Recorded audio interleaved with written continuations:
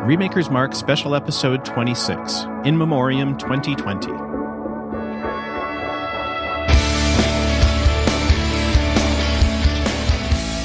Hello everyone, welcome back to Remaker's Mark. Here we are in our 26th special episode where we are going to be revisiting those who we lost in the year 2020. With me, as always, are my friends, and in fact, I'm actually going to hand it off to one of those friends, and he's going to take this over as has been tradition. Andy, our harbinger of death, but in a loving way, just somehow happens to find out that people died. Like, I don't know if he's got just the right RSS feeds or New York Times hashtags or whatever, but he seems to always know. So this is he is the Grim Reaper. Or he is the Grim Reaper. So this is his jam. Either way, it's a gift. Not in a creepy way. Yes, exactly. So Andy is going to be hosting this episode. So Andy, I'm going to hand it off to you, mostly just so that you can go last when you're talking about the question that we're going to inevitably answer here very shortly. You meddling kids. Welcome, everyone, to our annual In Memoriam episode. I am Andy, the Harbinger of Death. Thank you for joining us. I get to do the fun part of introducing everybody and asking them a question. We'll start with Jeremy Nelson. Jeremy, how are you? And what is one thing that you are looking forward to doing in 2021? I am doing quite well, and I actually, as of 2021, I started to do. I got for Christmas a yearly journal that is about sort of achieving your goals for the year, and one of the first steps of that is to write down sort of your main 5 goals for the upcoming year. And one of them was to travel out of state at least 5 times and out of the country at least once. Ooh, nice. Do you have destinations in mind? Well, Michigan is going to be hopefully on that list. Yeah. To see you fine folks. That'd be fantastic. Fantastic. And next week I will be doing the first of those trips as my fiance and I are traveling to a destination that she is yet unknown for. She hasn't told you yet? Is that what you're trying to say? No, I haven't told her yet. I was like, you know where it is? Okay. Does one of you know where it is? I know where it is. Okay. You're not like taking one of those old, like the clubs and putting it in your steering wheel and then just going? Like it's not that kind of, that's a bad idea. Our destination is a lake. It's going to put it on cruise control and see what happens. It's somewhere in Richfield. I know they have those things where you can, you just buy a flight, but you don't know where it's going. Like those mystery flights that you can buy. I know that's a thing. Is that also one where you wake up in a bathtub full of ice saying, call 911, we have your kidneys? with a incision stitched up around your midsection. Maybe don't do that one. Not that. No. Okay. No. Our first destination, I'm not going to say where it is, but it rhymes with Schmallerado. Ooh. When are you leaving for this? I'll make sure not to publish it before then. Saturday. Okay, we'll be fine. Have fun in Kentucky. We're going to go alphabetical. So Kyle, you are next. Kyle, hey. How are you? And what is one thing you're looking forward to doing in 2021? I am well, thank you very much. And I think, I have the usual suspects such as hanging out with family. I haven't seen my mom in a while and being able to hang out with the family around here as well. So that's a big thing. I was telling everybody here that I just bought an exercise bike.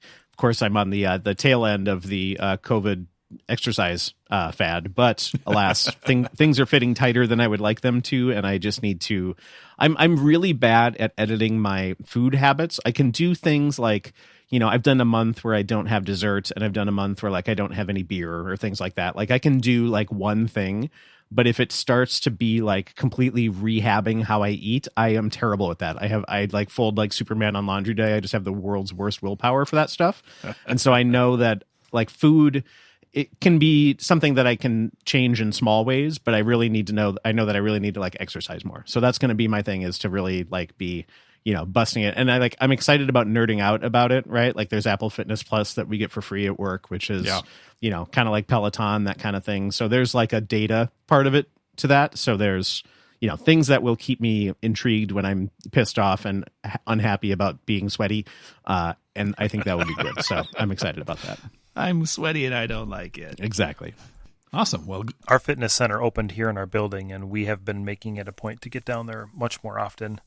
They have a rowing machine, so I can close my eyes and envision being in a canoe. Nice. Lee hardly knew him. Welcome. How are you? And what is one thing you're looking forward to doing in 2021?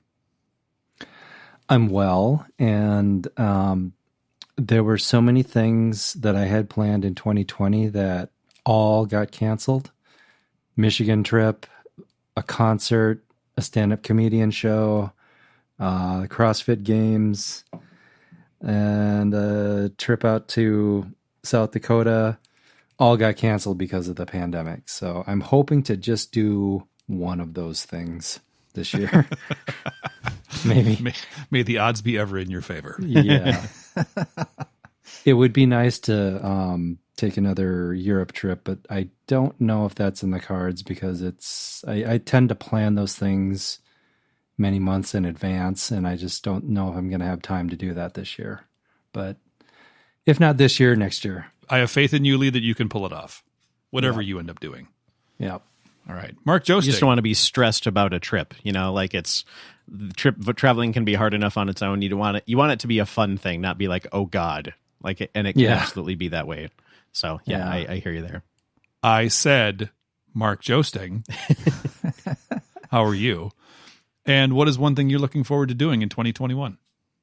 I'm great, thank you. And I'm looking forward to truly appreciating the time that I spend with my family. Something that I haven't done enough of since constantly being with my family over this pandemic. Yeah. But I'm working on it with my family and my therapist. So you have all the pieces in place, Mark, and I appreciate you saying that out loud because I think a lot of people share in that. So that's really great. Well, you just shared with us before we started recording one, I think, really big breakthrough development with your family. yes, that's true. That my 7-year-old daughter now enjoys playing board games, which is something very personal to me. Huzzah! Huzzah! Huzzah! Huzzah! Indeed. All right. I am Andy Wicks, again, the Harbinger of Death. I am well. Thank you for asking. Gosh, so many things to look forward to potentially in 2021. Short term, I'm going to get the vaccine pretty soon. I live in Grand Rapids, Michigan, which is Beer City, USA, and I would really love to go out to a brew pub a lot.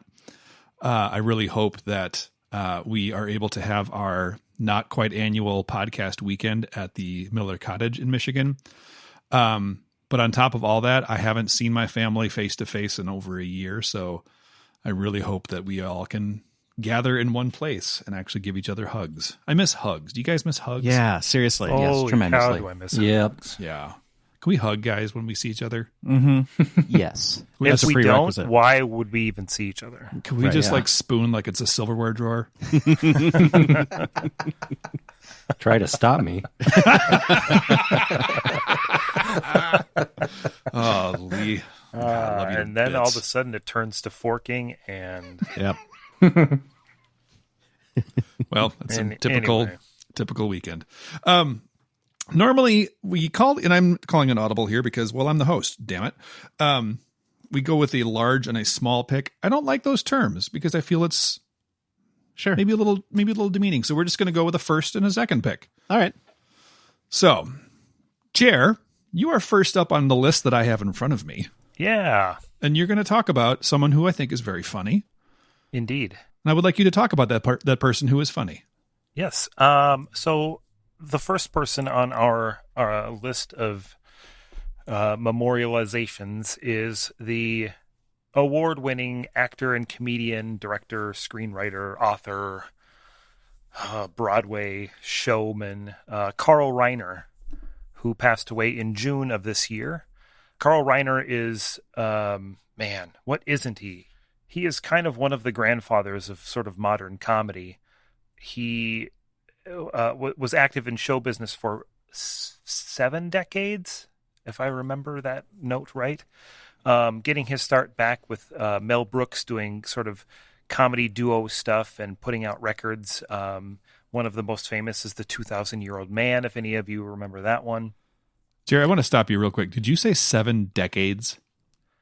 Yes, 7 decades. He started his career in the 50s. That is amazing. Yeah. Yes. Do you know how old he was when he died? 98. Oh, Wow. That's a good long run. Hats off to you, Carl Reiner. And so, he got to start back with Mel Brooks. I mean, look at the friends list that this guy had throughout his career. Mel Brooks was his best friend. They got together consistently to watch movies together.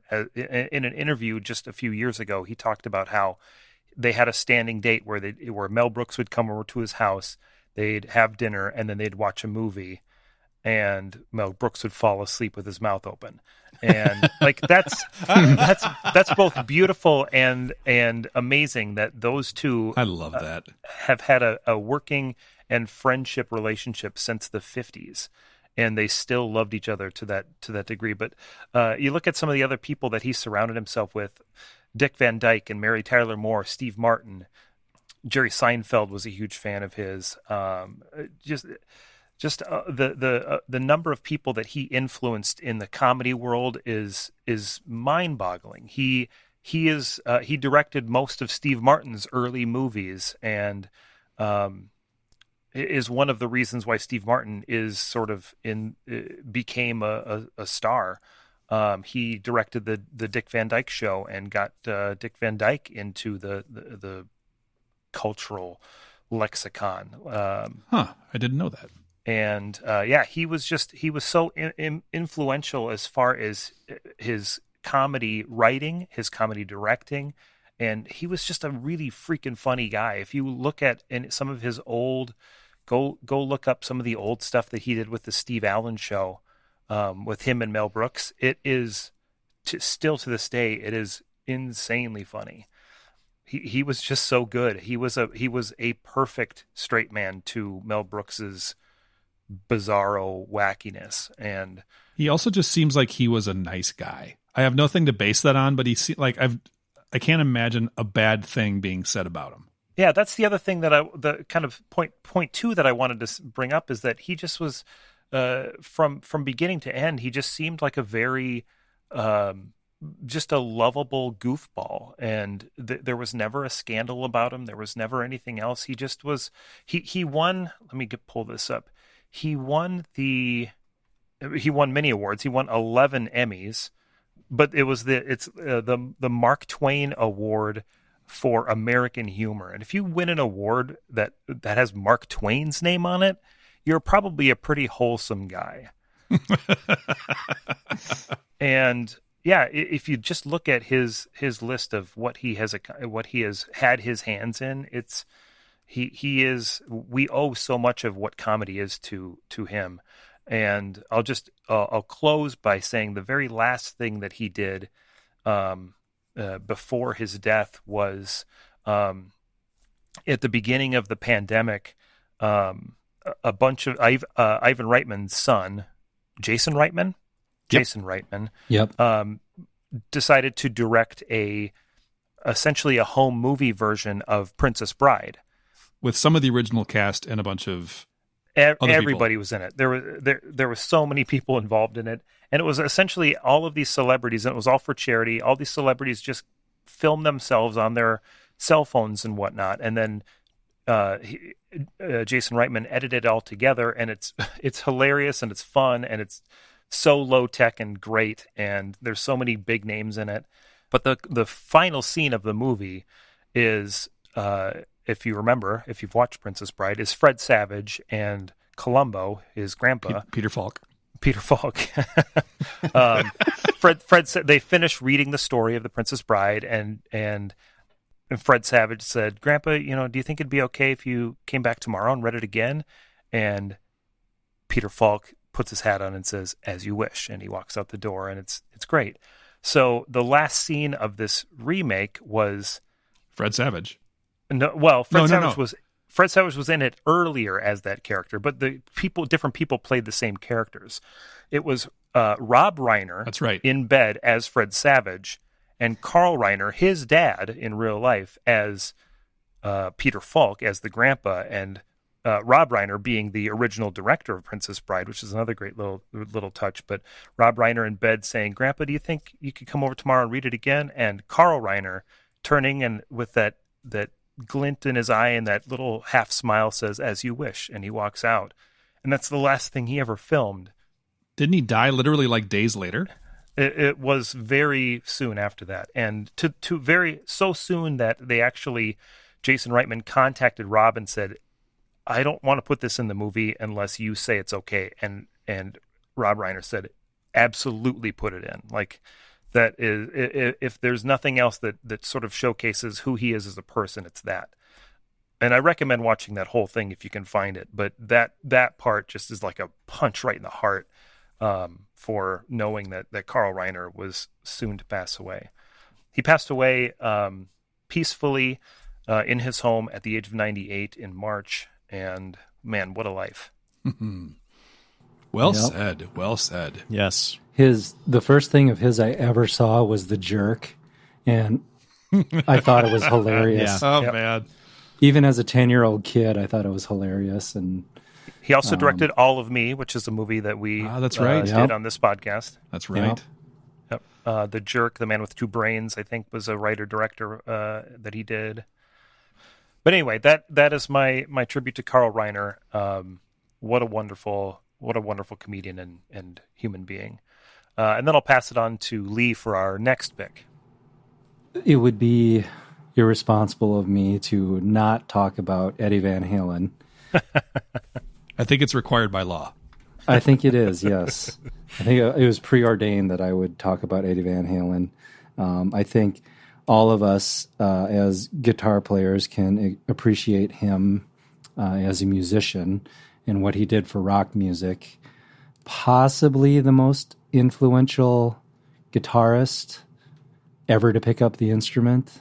I would say at least in the top 5. Those are bold words, but I think you can back them up. Yeah, I'd agree.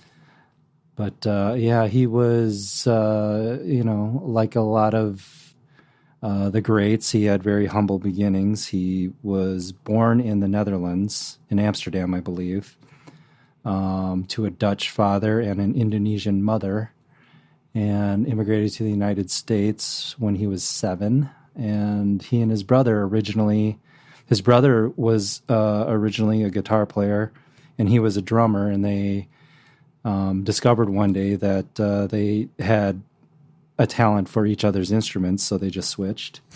And that's nuts. Because Alex Van Halen is a pretty incredible drummer. Yeah, he's pretty great. Yep. And Alex had told a story once where he was trying to play this piece that, he had been working on for weeks, and he just couldn't quite get it. And then one day Eddie picked up the guitar and just played it. And he had just been watching Alex try, and he kind of, his brain kind of connected the dots, and he was just able to play it. So from then on, it was kind of like, that's okay. Alex is the drummer and Eddie is the guitar player. But of course they went on to form Van Halen, which became one of the biggest bands in the 80s. I think the album 1984 went platinum 5 times over. Whoa. And to date is their most successful album of all time. Throughout his life, he, just being in that business, you're exposed to a lot of really dark things. And he got mixed up in drugs and alcohol, and he had struggled with that for a good portion of his career. He was sober after 2008, and also had some struggles with cancer. He was diagnosed with tongue cancer at one point, and he had to have part of his tongue removed, and in turn had to relearn how to speak. And finally, he did come down with throat cancer, which is what I believe finally killed him. He died in October at the age of 65. And I've always kind of thought of him like kind of in a special way because we share a birthday. We're both January 26th. Oh. He was born in 1955, so a few months before Doc Brown invented the flux capacitor. And, yeah, I mean, it's one of my regrets that I never got to see Van Halen live. I think there were a few times when they came to either Minneapolis or St. Paul to play a show, and for whatever reason I couldn't go. And now it sucks that I will never get to see them live because his son Wolfgang did confirm that the band is done because you can't have Van Halen without Eddie Van Halen, and I agree with that. Yep. Yeah, that's even more so than the lead singer, which is an almost impossible hole to fill. Yeah, but having the the eponymous source of the band. Sorry, Alex. That's a tough one to fill. Yeah, and I mean Eddie was a big part of the songwriting as well. So it's if you were to replace him, you would completely change the band. It's not like, bringing in Sammy Hagar to replace David Lee Roth. Their sound did change a little bit, but you could still tell it was Van Halen just because of Eddie's fingerprint in the music. I think, the short stint with Gary Cherone, it sounded like Van Halen, but that's because of Eddie. I always find it funny that the post David Lee Roth to the Sammy Hagar transition, like the songwriting changes that happened with that were probably because of Eddie. Like it was mostly him playing keys that changed.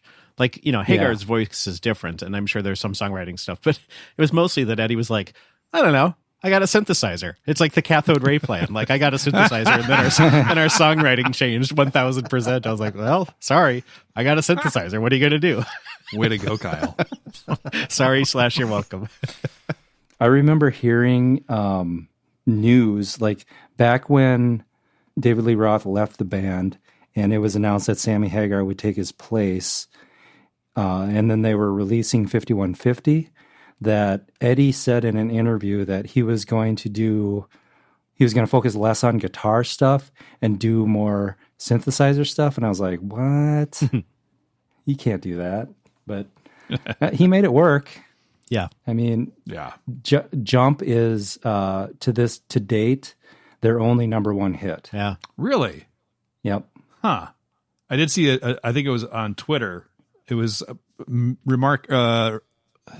commemorating probably the 40th anniversary of their debut album. But Eddie Van Halen was tweeting about how he essentially recorded it with a stock Strat and a stock Marshall cab. And that was it. Yep. And that was, created what became his signature sound. Yep. But that was it was pretty interesting how didn't need a lot of, bells and whistles, just grip it and rip it. And he was an innovator too. He's the first guitarist to ever take a humbucker and put it in the bridge position of a Strat body. Huh. And he was the first to ever use the technique of dipping the pickups into wax to reduce the noise. Huh. Didn't know that was a thing you could do. That's so cool. Yep. Lee, one of my favorite Eddie Van Halen stories is Nuno Bettencourt, actually, who I know is your guy. Like, I know you're a huge Extreme fan, which is awesome. Nuno Bettencourt, I think Extreme was opening up for Van Halen at some point, and Nuno walked on stage while Eddie was sound checking. And he was like, hey, do you mind if I have a go on your rig? And Eddie was like, yeah, man, go for it.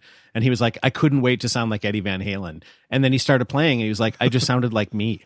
Like, I didn't sound like Eddie Van Halen at all. Like, it's, it's not the gear. It's just like, it's the fingers, it's the feel, it's the everything. Like the tone might've been a little bit different, but it was like, it was me playing. I didn't sound at all like Eddie Van Halen.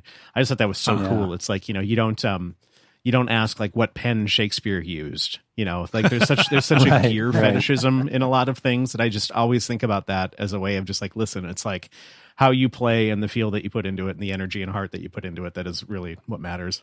I imagine something similar if you went up to the Edge and was like, hey man, can I play your guitar? I want to sound like you. I'm going to play a D and just let it go.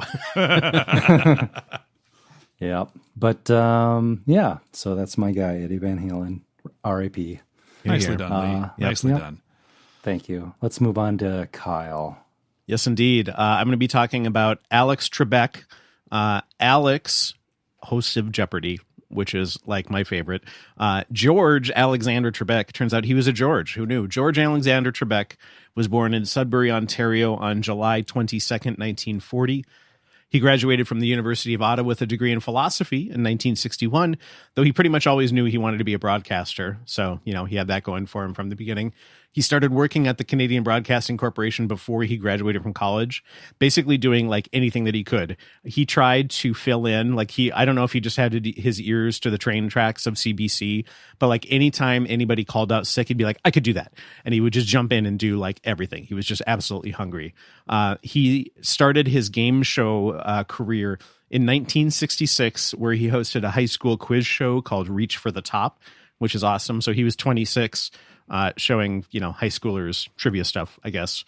And in maybe the most Canadian and 1970s thing possible, he was on the short list to succeed the host of Hockey Night in Canada, which, knowing Canada, is probably a pretty big show, in 1971. Yes, but he was not chosen for the job because they didn't want the host to have a mustache. Just like, that blew my mind when I read that. And that didn't come out until after his death. The person officially, like the executive producer officially said, like, yeah, we didn't hire him because he had a mustache. Which, oh my God, amazing. So good on you, Alex. Trebek moved to the United States in 1973 and from the get-go worked on several game shows, so that was his jam all along, including The Wizard of Odds, High Rollers, Double Dare, not to be confused with a Nickelodeon show, The $128,000 Question, Battlestars, Pitfall, Malcolm, featuring an animated co-host, and Lucky Numbers. He started hosting Jeopardy in 1984 and remained its host until his death this year. Since June 13th, 2014, he held the Guinness Book record for the most game show episodes hosted by the same presenter in the same program. For, at that time, having hosted 6,829 episodes of Jeopardy, overtaking previous record holder Bob Barker. So if you think about how long Bob Barker was at The Price is Right, it felt like eternity, and Trebek blew past that. He was very philanthropic. He donated a lot to University of Ottawa. They had a Alex Trebek Forum for Dialogue, and then I believe the either Humanities or a Broadcasting building was named in his honor. On March 6th, 2019, he announced that he was diagnosed with stage 4 pancreatic cancer, so very far along. On July 16th of 2020, he gave an update saying that while he still felt fatigued, the chemo was paying off, and he was looking forward to taping again. He published his book shortly thereafter. In October, he underwent surgery related to his cancer treatment. He returned to the show a couple weeks after that, but wasn't able to do his full workload. He taped his final episodes on October 29th of 2020 and then died November 8th of that year. So it all happened really quickly there at the end. It was about 18 months fighting stage 4 pancreatic cancer, which, if you know anything about stage 4 cancer, that is a beast. And I'm glad that we had that long with him. The thing that I love about the things that I love about Alex Trebek are many. One is that he was a goofball, which you got a little bit on Jeopardy from time to time, but if you ever saw him interviewed, he was a total weirdo. And I loved it. It made me so happy. For this person to be so smart and so clever and so in tune and on top of things. And then you hear him interviewed and he was just a goof. That made me so happy every time I would hear him interviewed. And you would see some of that come out in Jeopardy. His dialogue back and forth with some of the contestants, just really sweet, really funny, and really strangely sarcastic. I found a quote from Ken Jennings that says, "He's goofier than you'd think. Between rounds, he'll take audience questions and he's cracking jokes that are self-deprecating. He swears, he does accents. I've seen him do little bits of song and dance. He's more the goofy uncle than the stern dad," which is the perfect description of him. I just absolutely love that. Alex Trebek to me was the goofy uncle who also just happened to host a game show that I adore, right? And that's the other thing that I love about him is right now, I'm going to jump gently onto a soapbox here. Right now, intellectualism is a swear word in so many ways, and I just think that is the dumbest thing ever. And so few things celebrate. So do the anti-intellectualists. Right. Yes, unfortunately. I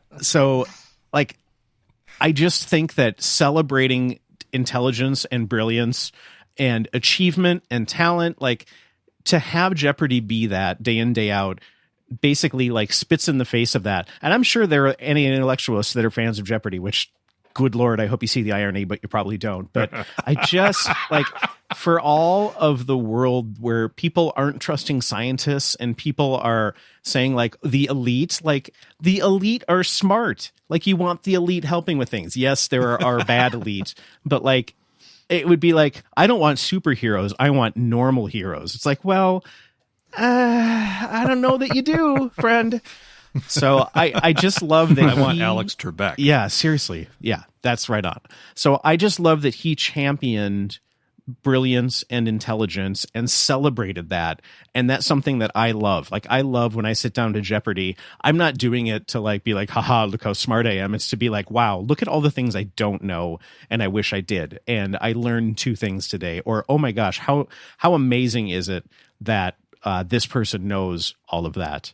It's just incredible. I really celebrate him for what he did for intellectualism. Which seems like such a strange thing, but I'm a huge fan of him. In addition to Jeopardy, he was also a guest star on my favorite X-Files episode, where he played one of the 2 men in black, who is like a agent charged with the supervision of extraterrestrial people on Earth, hiding their existence from other humans. The other man in black, Jesse Ventura, thank you very much, from the episode Jose Chung's from Outer Space.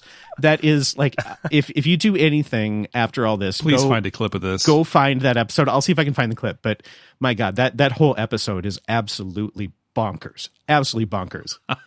What season is that? I don't know. 1996. So probably. Oh, season 3. Here we go. Season 3. Oh, it is so weird. That. It's like if David Lynch directed an X-Files episode. It is just so out there bonkers. Absolutely love it. Anyways, he was a goofball. I loved it. I just wanted to mention the X-Files thing because you just have to see that. But I am just like so thankful for Alex Trebek and what he did. Like, he just made me so happy. And like when he died, I just texted Kate. I was like, my heart hurts, you know, like I'm missing a friend. And he was a TV friend, but it didn't make him any less of a friend because I was so happy to join him anytime that I could on the show. And I have Jeopardy on my calendar every day, 4:30 to 5 o'clock, on Monday through Friday. I have Jeopardy on my calendar. So if I can watch it, you're damn right I do. So Alex, thank you for being smart, being wonderful, being funny, being weird as hell and goofy, and for showing people that being smart is a beautiful thing. Kyle, that was wonderfully said. Do you ever watch seasons of Jeopardy? I think they're on Netflix. Yeah, we do sometimes. Like, if we don't get to watch the kind of 4:30 ones, sometimes we'll watch a couple of them on Netflix or Hulu or something like that. Yeah. It was really fun. Shortly after he died, they showed like the first, like episodes from the first year, the first 5 years, the first 10 years, like kind of showing the path of the show. And we watched the second episode ever.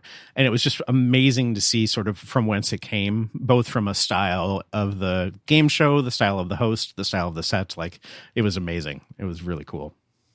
Was he the first host, or was there another host before him? There was another host before him. It was a gentleman whose name I don't recall, and then it stopped for a bit, and then he picked it up and then held it since 84. Gotcha.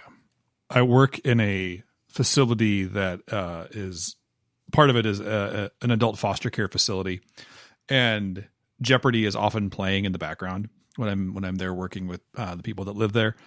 And I will tell you, nothing makes my day more readily than if I get like 2 or 3 answers in a row on Jeopardy. Right. Like, I will feel like I am the smartest son of a bitch in the world. And I will ride that wave for at least 24 hours. Yeah.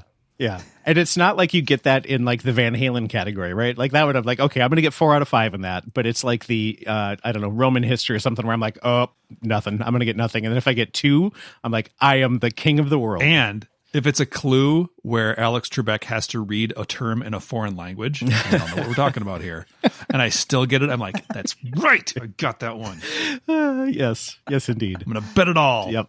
And then I'll miss the one that's like, he was the first president of the United States. So.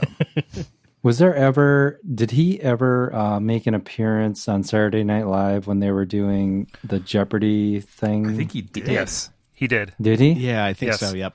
God, I missed that. it wasn't overly funny or anything. He just basically kind of showed up and sort of patted Will Ferrell on the back and said, "Okay, it's time to be done now."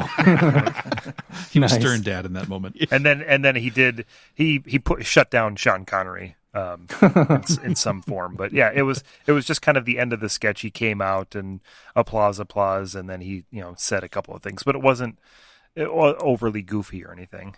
Okay. He I acknowledged still it. gotta find that. Oh man, we got a lot of links to submit here for this one. Heck yeah. Andy, tell us right. about your pick, please. I can't wait to Yeah, hear. wow. Well, I think you should have gone last, Kyle, because I am talking about Fred Willard. Not that Fred Willard wasn't someone who was worthy of you Googleizing, but I don't have quite the emotional attachment to him that Kyle had to Alex. But that's okay. That's okay. Frederick Charles Willard Jr. was born in 1933, passed away last year. Was an American actor. If you don't know the name Fred Willard, you will most certainly recognize him if you looked him up or saw any number of Christopher Guest mockumentaries or the Rob Reiner, again, film This is Spinal Tap, where really he played oftentimes some various iteration of the same character, that being kind of the bumbling fool who's a bit of a son of a bitch. But he was very, very good at that role. I was looking at his Wikipedia page, and just the list of acting credits is incredibly lengthy, but it's all these little... He guest starred here. He had a slight recurring role there, this and that and the other. He actually didn't have a ton of really big roles. He had a plethora of small roles, but the ones that he's almost definitely more well known for are the roles such as in Waiting for Guffman, when he plays he and his is it Catherine O'Hara. Catherine O'Hara. Catherine O'Hara. They're a husband and wife team who are travel agents who have also never left the state, but who also love doing amateur theater. In Best in Show, he plays the announcer for the dog show, who really, I have to think, I mean, in any Christopher Guest movie, there isn't a lot of scripting done, but really for him, I wonder if they just had him show up and was like, Fred, have fun with this one. Just be the opposite of what the other guy is doing. And the other guy is this very proper British announcer, and he is the crass American.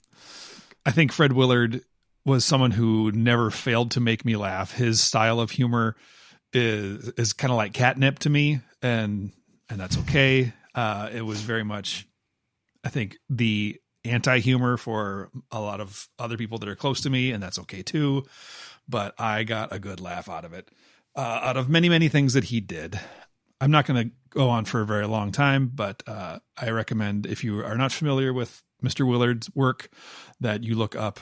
I will recommend Waiting for Guffman and Best in Show specifically to go read or go view those movies for your consideration. Two things. I love improvisational comedians that in movies. Jonathan Winters, Fred Willard, Robin Williams. They're just... When they do that type of skill well, it just hits me in the absolute right way. Mm-hmm. And I saw two quotes from interviews, and the first one was I don't remember who he was having the interview with. It might have been Letterman or somebody, but it was very early on. It was shortly after Waiting for Guffman, and he said, as he was talking about auditioning for roles and getting parts and things, and he said, everybody's got that little trap door in their head that they open up and they'll look inside and they'll think, oh, if I let that out, I'll look foolish. I just leave that door open all the time. So I just think that perfectly sums him up as a person. And then the second story is from A Mighty Wind, another Christopher Guest movie. Oh man. And there's a scene in there where I think it's oh man, I don't remember which band it is. It might be the Folksmen are practicing or warming up or something, and Fred Willard, who plays an agent, in the movie. Just this dopey, permed Hawaiian shirt guy that has a story for everything. He walks up to him and he tells him this big long story about how he's got an idea for a song for him based on Moby Dick, and who's got this famous expression, "Thar she blows," and then the water would fall down on everybody, even the ladies, he says. And then at the end of it, they'd all tip their guitars over and the water would pour out and it'd be funny, and this big gag. It's hilarious. In the interview, Christopher Guest said, "The only note I gave him was, band is rehearsing, you interrupt them." And that was it. That was, he was the agent for the new Main Street Singers. Oh, God, but that's good. Watch that clip and then watch it knowing that all he was told was, go interrupt them. And it just makes it 100 times better. That brings to mind, because I was just listening to this episode, the filibuster scene in Parks and Rec, where Patton Oswalt's character is never told to stop, so he just keeps going and he keeps going and he keeps going and he keeps So Fred Willard, whew, man, makes me laugh even in death. Yep. And finally, for concluding round one, we turn to Mark. Mark, to you. Yes. So you probably know Chadwick Boseman as T'Challa, the Black Panther, but you might also know him as Jackie Robinson, or James Brown, or Thurgood Marshall, which is to say that he was sought after. And to say that he was sought after is an understatement. In recent years, if Hollywood was producing a biopic of a black man, I would guarantee that some casting agent suggested Chadwick Boseman, probably multiple casting agents for multiple projects in the exact same moments. And for good reason. In the New York Times obituary for him, they use words like regal, gravitas, dignity, painting a picture of a man who quietly elevated Hollywood, behaving with the grace and nobility that would inspire an actual superhero. Yes, he was talented, displaying the versatility of an actor's actor, but it was his actual character in real life that was so remarkable. He was not any of the things that are so often said to denigrate many celebrities. He was not fussy or persnickety. He was not mouthy or bombastic. He was not arrogant. He was not violent. He was just a good dude, and he didn't make a big deal about it. And that is also an understatement. Chadwick Boseman was better than Hollywood, and he made Hollywood better while he was in it. He was 43, which was far too soon. Rest in peace, Chadwick Boseman. Also, Wakanda forever. Hear, hear. Agreed on all counts. Hollywood would be better off if there were more Chadwick Bosemans in it. Yes, agreed. There is a clip of Chadwick Boseman, I believe, presenting, is it a Lifetime Achievement Award to Denzel Washington? I'll have to find out something. But the speech that he gives is really, really profound, talking about the influence that Denzel Washington had on all of these black actors that came after him. And it's just... it speaks to exactly what you said, Mark, about how his own presence, he was just so, I think regal is a great term. So, I think I'll see if we can find a link to that, because I think it speaks almost as well to Chadwick Boseman as it did to Denzel Washington. Yeah. And to think that he was that graceful and that impactful, all while struggling with colon cancer. Yeah. I mean, he was busy right up until his death. It blows me away that he filmed all of the Black Panther stuff and more in addition to that while having and dealing with colon cancer, and while keeping that completely aside from his work. Yeah. Like, he did not let it affect his work in the slightest, and it was the amount of mental and physical fortitude that must have taken to do the work that he needed to do to capture these roles and fight this physical battle is just unreal, and really, to me, speaks to his character in yet another way, in another level. Yeah. I mean, I was completely shocked at hearing about his death. I had no idea that he was even sick, and I think that was probably, I think for many of us, I mean, I'll speak for myself, but I would ask, I guess, did you guys even realize that he was sick before he died? No. Nope. Yeah. I had no idea. I think if anything that was good that came out of that, and I don't want to wish good out of someone passing away, but in the thick of COVID, there was so much politicalization of wellness and what you need to do in order to help others that I feel like it brought a little bit of a light on, like, you don't know what anybody is going through at any given moment. You know, it was a very heated time and continues to be, but certainly was really in the thick of it, where, everybody was against each other for masks. Like it was not a health thing. It was a politics thing. And it's like, I think that it added the opportunity for empathy to be introduced into that equation more so than, any scientist could, any friend could, any conversation could. Just the fact that, he did all of that while suffering and you didn't know it. For whatever reason, he didn't tell people, and that's his choice. Like he made that choice, and that is absolutely him to own. But just to build that empathy of like, wow, I didn't know he was going through that, which is, something that we talk about a lot in our family and at work, and something I'm proud of is like, you don't know where people have been that day, that month, that year. And so, treat people with empathy and kindness as best you can. I think similar sentiments occurred when Anthony Bourdain died, and even more so when Robin Williams died. Now, those obviously are both different circumstances, but it was similar, I think, especially with Robin Williams, because that was, I think, also a shock for a lot of people. Probably not people who were close to him, but people around him. And Robin Williams was, I think, relatively universally beloved. So to have that taken away from us was a very jarring wake-up call, and I think a kind of a reset button for a lot of things, like you said. All right, so that concludes round one. Not going to call it anything but round one. I like it. So we're going to move on to our second picks. I guess I'm up first, according to the Google Doc that's sitting in front of me. So here I go again on my own. I'm going to speak on Diana Rigg. Dame Enid Diana Elizabeth Rigg, born in 1938, was a British actress and I believe was a paragon of grace, class, and beauty. I first knew her as the host of Mystery on PBS when I was a kid. That was my first introduction to her. That was back in the late 90s, early 2000s. And my mom liked to watch a lot of mystery shows, so I watched them too. A lot of Hercule Poirot. But of course, she was widely known before that because I was an idiot child who didn't know any better. Her theater career ran from 1957 to 2018. She was on television from 1959 to 2020, and her film credits ran from 1968 to a posthumous release that will come out later in 2021. My personal favorites are her role as Lady Holiday in The Great Muppet Caper, I believe early 1980s, and as Teresa Tracy DiVincenzo on Her Majesty's Secret Service. In my opinion, I think the best Bond girl, and in an ahead of its time portrayal of a woman who can hold her own in the Bond universe. I'll also, a little trivia. So she was also very well known for playing in the British series, The Avengers. Everything right?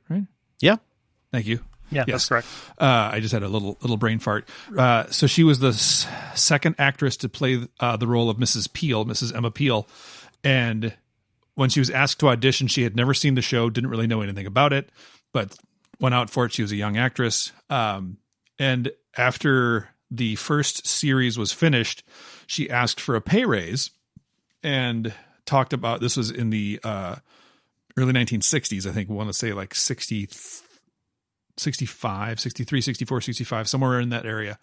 She asked for a pay raise, and she talked about how this was well before there was any sort of balance in the gender pay issue, but she said that she had essentially no support from her male co-star, I forget his name, but who played her essentially the opposite half of the main duo, or any other women in show business at the time. No one supported her.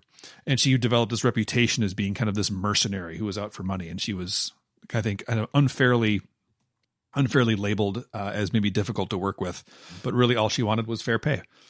She worked almost all the way up until her death, and had roles. She had a recurring role in the Game of Thrones series. I think was well respected in essentially every decade in which she worked. So here's to you, Diana Rigg. R.I.P. Dame Diana Rigg, excuse me. Her Game of Thrones character was so good. Sorry to jump in no, there, not but at all. like there was a moment in the last, I can't remember if it was last season or the second to last season, where she basically outs herself as someone who killed someone, and it is glorious. Like it's you've never wanted someone to own a murder more, which is a strange sentence to say out loud, but I'm gonna go with it. It is phenomenal, and she is so good in that series. Just a beautiful character, and she just owns it. So good. Agreed. Very agreed. Mhm. And also the pairing of Diana Rigg and George Lazenby in On Her Majesty's Secret Service. Also, I think the most handsome Bond and Bond girl couple in the filmography. So Dang, big words. I'm just saying, George Lazenby is a handsome man, and she was a beautiful lady. Anywho, Mark, it is to you. Yes. For my second pick, I present for your consideration Mr. Ian Holm. Ian Holm was a unique character in the world of acting. He was an accomplished stage actor, winning awards for his portrayals in Shakespearean drama, but he simultaneously had a long acting career on screen, running the gamut of character and genre. He could do heavy drama, as in Henry V, or dark sci-fi, as in Alien, or light sci-fi, as in The Fifth Element. And he apparently had a taste for Terry Gilliam films, acting in both Time Bandits and Brazil. Also, he was Bilbo Baggins. One might say that Ian Holm was versatile, including me. Meme would say that Ian Holm was versatile. He had 2 long and remarkable careers at the same time, and probably deserved more accolades than he got. He was 71 years old and will be missed. Oh, well done. Well done. That's a good long life. Yeah, the fact that he could play, because he was in that Jack the Ripper movie, right? As the From Hell, that one? From Hell. Was he in that? He was in From Hell, and he was the bad guy in that. And then he's Bilbo Baggins, and then he, like, for having a career as long as he didn't end up in the Alan Rickman school of, like, you're gonna play this type of, like, Alan Rickman's a fantastic actor, but he kind of got typecast into playing types of roles in different ways. And Ian Holm was so all over the board with his abilities.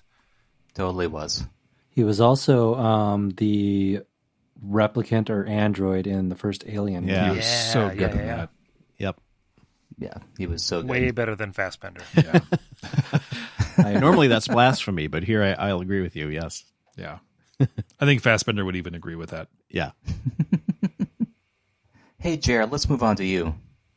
Yeah, for my second pick, I'm going to go a little bit in a different direction here, and I'm going to talk about Luis Troyano.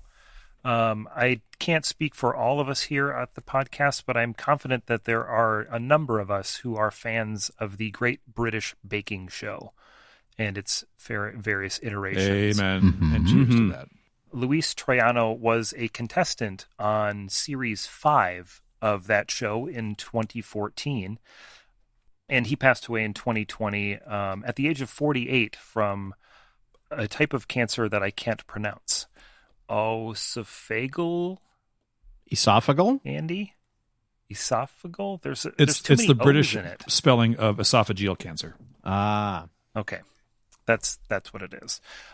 And I just wanted to talk about him because, number one, he is a sweet, sweet man, as you can see from that series of the show and watching him compete.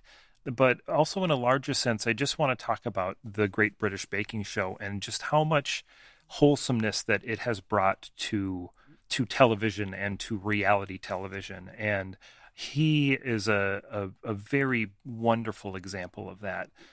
In his series, there was controversy in one episode, not with him, but with other contestants. And the controversy basically amounted to one baker taking something out of a freezer to move it slightly to put her stuff in. I remember that. It was a tense episode.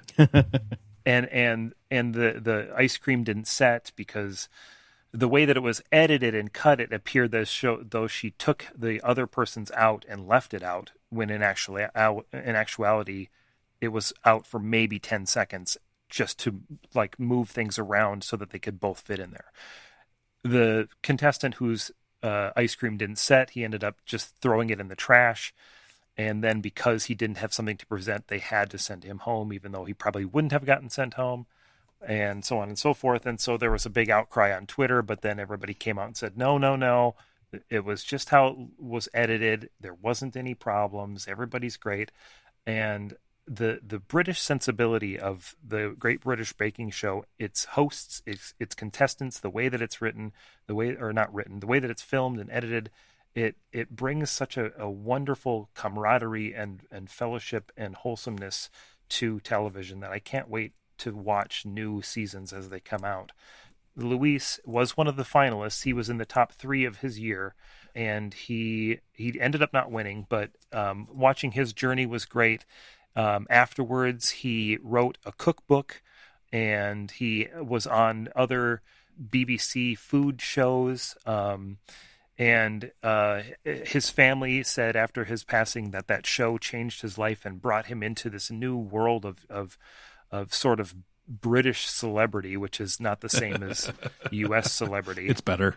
But he seemed to just love life, and he made the most of the things that he was given, and I appreciate that about him without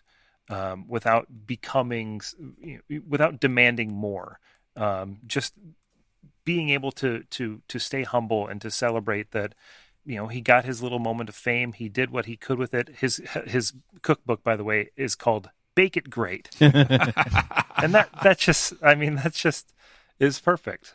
So Luis Troyano, and in a larger sense, the Great British Baking Show as a whole, is to be celebrated, and is very much just a wonderful man and a wonderful show. I had no idea that's who that was. I didn't know that he died. This is the first that I heard about that. I meant to look your name up because I didn't recognize it, and I didn't get to. Wow. I had no idea. He didn't die that long ago either. Yeah, November 8th, I think it was. Something like that. Yeah. It was in November, and he was only 48. I had no idea. He was a sweet man. Absolutely. This is by far our most heartwarming, in Memoriam episode. Honestly, I attributed that to where we are right Seriously? now in getting out of this year, and just everything is just so much more on the surface and so much more valuable. Yeah. True. It's funny, when we were in the pre-production, or when we were kind of getting ready for this one, nobody could really think of people that died. We're like, I don't feel like a lot of people died. And then, of course, we pull up the New York Times thing, and we're like, them, her, who? There was so many, which, again, a reflection of where we're at as a world right now, where everything is big. And, I think it's okay that some of those got kind of pushed out of our brain. But, again, I'm very happy to be heartwarmingly celebrating them. Yes. We all just need a big... Not only do we need a big group hug and spooning session, we just need a big ugly cry that results in hysterical laughing. With just with a chaser of arts funding. I think that's the definition of hysteria. Yeah, there we go. Kyle, let's move on to you. You got it. So I'm going to be talking about Sir Alan Parker, who is a film director. He was born in February of 1944. The reason why I chose him is sort of twofold. One, I find sort of chameleonic directors fascinating, people that can make so many different types of movies. Like if someone says... okay, let me rewind just a little bit. If someone says a Tarantino movie, what the feel of it is going to be as a whole. Not 100%, but you kind of know what you're getting into. Similar with a lot of Scorsese's work, though he can be diverse as well. I think of something like Kundun, where it is so not anything like Mean Streets or Taxi Driver in New York or whatever. But I like directors like Stanley Kubrick, P.T. Anderson, Steven Soderbergh, Ang Lee, Danny Boyle, where if someone says an Ang Lee movie, it can be one of 25 different things. And I love that. I love that about directors like that. And Alan Parker was very much one of those directors. He has a pretty lengthy resume. He was a little bit of a genre filmmaker, but he bounced between lots of genres. So in a way where, he chose to make genre films, but he was not a genre filmmaker, if you will. So he made some musicals, Bugsy Malone, Fame, The Commitments, and Evita. Some kind of true life dramas, Midnight Express, Mississippi Burning, Angela's Ashes, a couple thrillers, Angel Heart, The Life of David Gale. A very competent filmmaker who kept growing throughout his career and kept making interesting choices with his movies in a way where if someone said there's an Alan Parker movie coming, I'd be like, okay, I want to check that out just because it's him, because I know it will be something that interests me. It might not be my favorite movie ever. It might not be something that like blows my mind, but I know it's going to be a well-crafted, great movie. And I feel like that is few and far between. There's so much inconsistency that to have somebody that can do that is a beautiful thing. So that's one reason why I like him. And I chose to focus on him. The other thing is another musical that he directed of sorts, which is The Wall, the Pink Floyd movie, The Wall. Like many people, I saw The Wall in junior high school-ish. I can't remember exactly when. I saw it at a friend's house. And along with... I was not like other people then. What's that? Was there a laser show? It was not a laser show. No, this was at home. No, this was at, yeah. Okay. Along with like Clockwork Orange and The Crow, Natural Born Killers, like it was kind of like the darkening of my cinematic world and kind of a little bit of a counterculture piece to it, which I was in favor of, right? Like, don't get me wrong. Did you shave your eyebrows after watching that? I did not. No, I was far too terrified to do something that bold. I was a terrified nerd in high school. Don't worry. Things have really changed, let me tell you.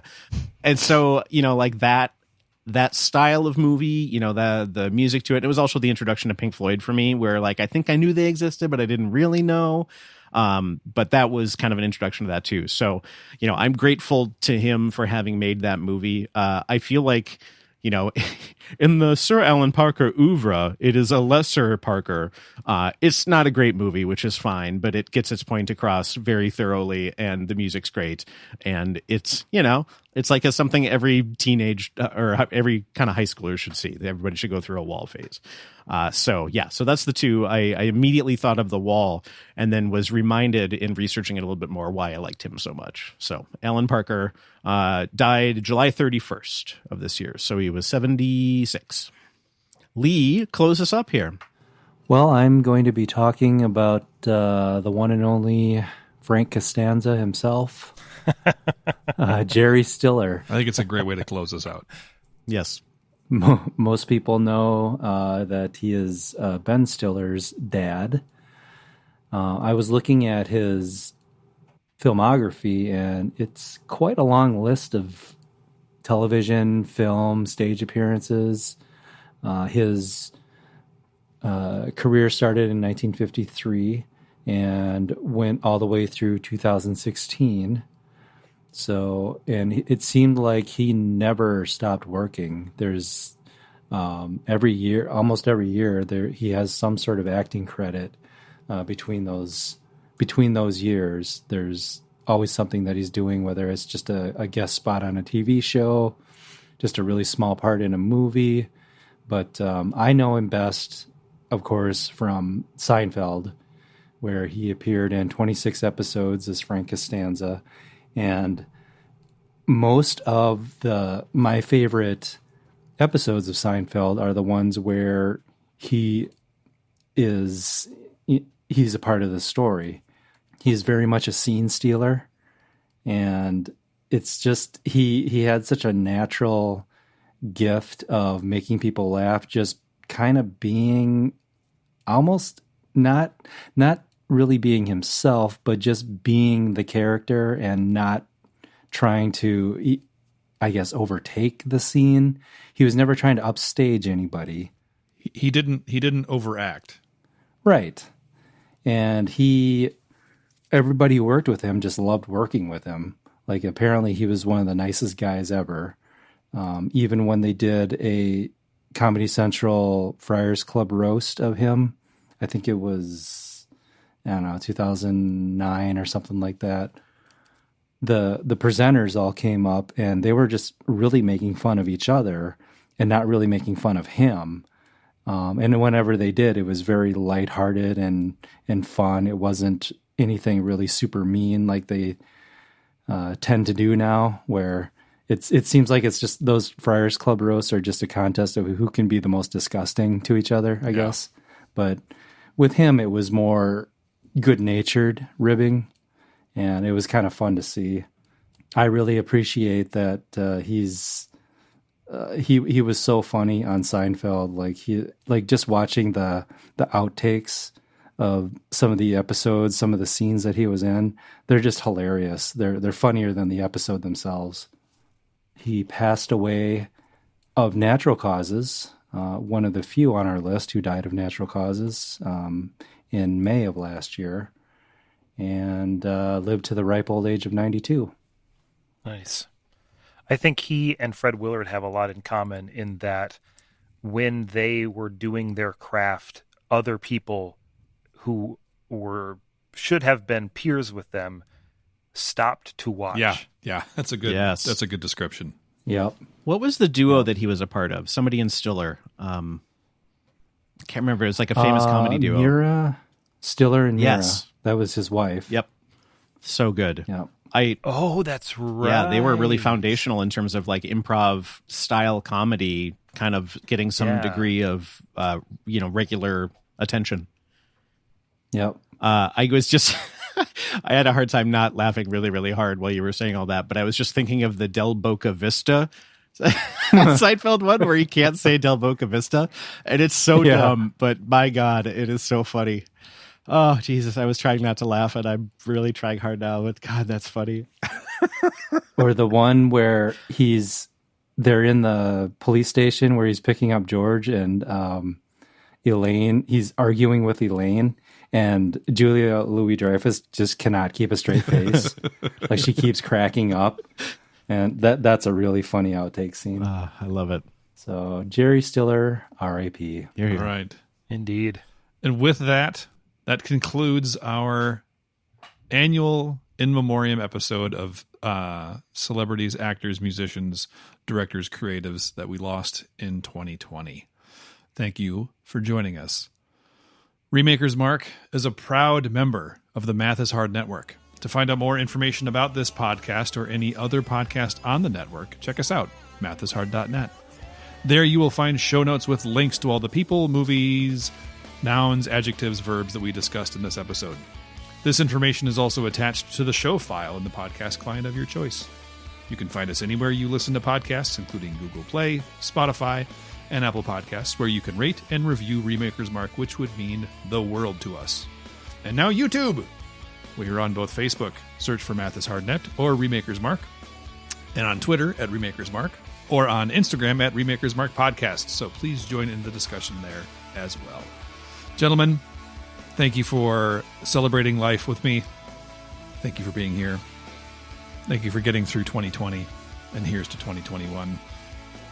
Gentlemen, may the force be with you. And also with you.